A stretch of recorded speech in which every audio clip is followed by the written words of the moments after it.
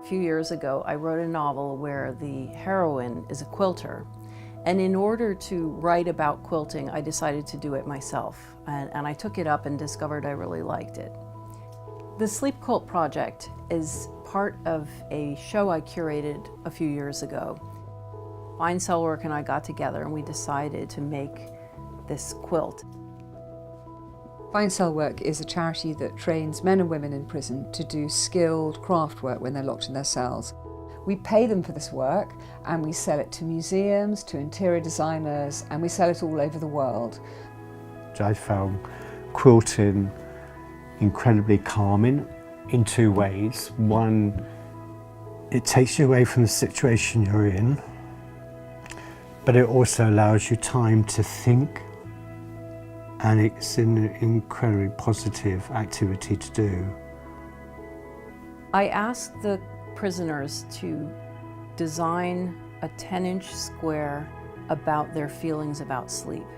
And I discovered that actually sleep in prison is not necessarily a happy experience. It's the one time of day that's unprogrammed. At night, it's supposed to be quiet, but it's noisy, it's hot, you're in a cell sharing with somebody else you may not know that well or like. More than that, you also are lying there and suddenly you have all this time just to think about all the things that have gone wrong in your life. And the amazing thing about these squares on the quilt is that the men and a few women express this somehow. The idea of a book came about after the show ended. We wanted to bring the Sleep Quilt to a wider audience through a book. What the photography is able to do is really focus in on some of the very beautiful and unusual details of the different squares made by the different prisoners.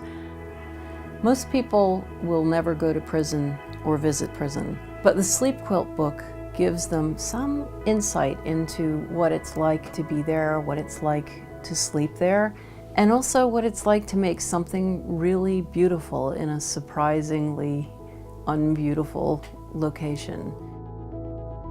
Not only can you buy a book, but you also are contributing towards an extraordinary new project, which is rehabilitating offenders on release from prison and helping them into skilled textiles work.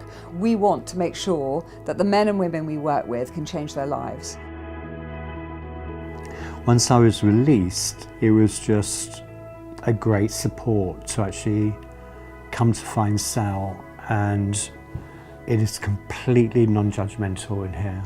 It's all about moving forward and being able to start moving on with my life again.